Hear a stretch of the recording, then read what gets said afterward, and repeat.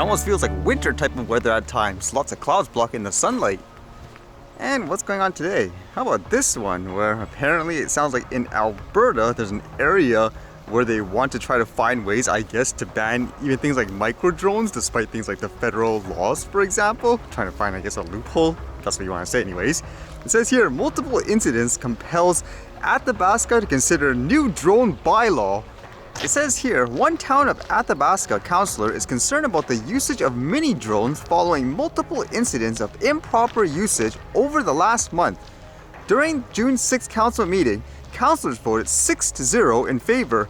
Councillor Darlene Reimer was absent to have administration consult with the Athabasca RCMP about what the best practice should be and to look at the other municipalities and see what types of bylaws they have in place. Councillor Jonathan LeMessier brought forward the topic as over the last month and a half, multiple people had come to him with complaints about a drone seemingly observing what they're doing, saying, quote, "I struggled with bringing this up at council, but I would like your ideas about what as a municipality we can do and what we as a council can do about drone usage. I know other municipalities and cities have certain bylaws and rules," said LeMessier.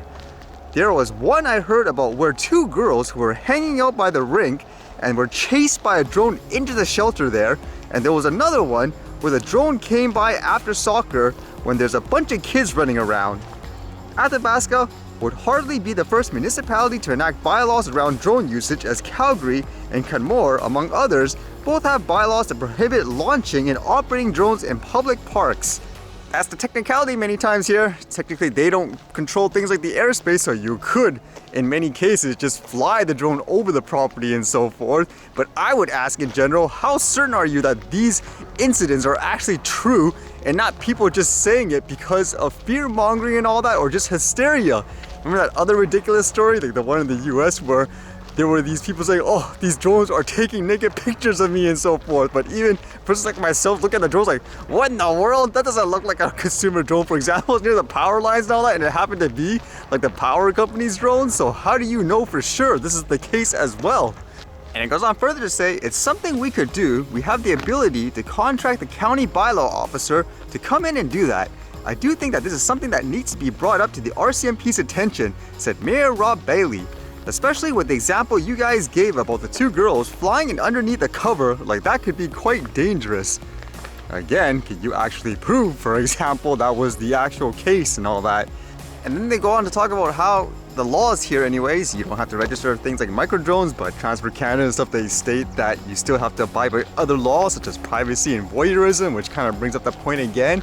There's already laws in place to take care of people if they do something explicitly wrong. For example, like the voyeurism and all that. So why do you need all these extra laws? It's just, in my opinion, stopping innocent people, people who are law-abiding and all that, or catering to people's fear and hysteria.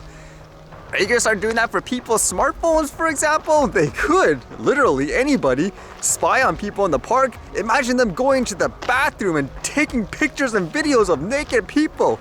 I mean, what are you gonna do? Ban every single smartphone? I mean, that's ridiculous. There's already laws in place, again, to take care of things like that. Let's see what happens with this, I guess. Today is Father's Day too, and I thought I'd give you guys a little update in terms of what happened with that car insurance situation, you guys remember, where somebody crashed into my dad's car. They fully admitted it's their fault and all that. There's a video to show it as well. But when he brought it in, I guess, the shop and all that to get it repaired, they said they weren't going to cover everything because all of a sudden the power steering wheel died for a reason during their repair, and they said he had to pay, for example, over $1,200 for it. So in trying to investigate this, the first thing was to basically ask the mechanics, for example, give us a list of everything that was wrong, exactly what you did, like an actual invoice and all that.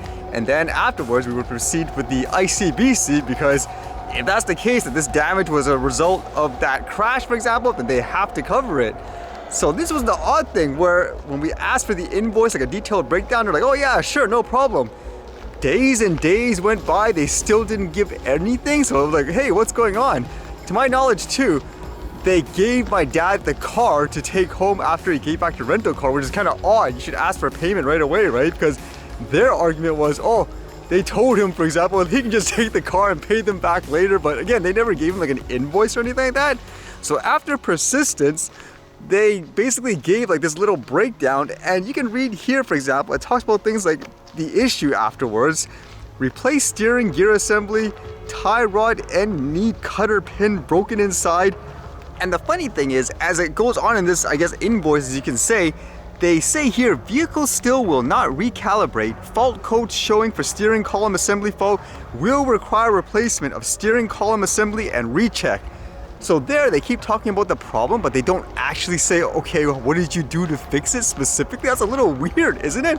Because to my understanding too, they were saying, oh, they already paid whatever, the vendors or whatever for the parts, so they're just asking for like, you know, reimbursement for their services and all that, but they would not give, for example, a detailed breakdown. So afterwards we persisted saying, oh, please provide us with this, and then again, we'll go to the ICBC because they're not at fault, correct?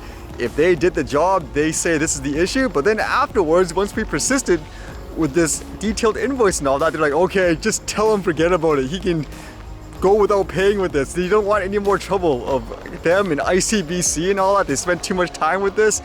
So weird situation, huh? What would you say? The only thing that comes across in my mind would be if they gave a detailed invoice and we investigated to say, okay, let's see which part that you actually put in here and it didn't match, then there would be huge issues, right? That's the only thing I can think of actually. But either way, saved my dad a lot of money, I guess.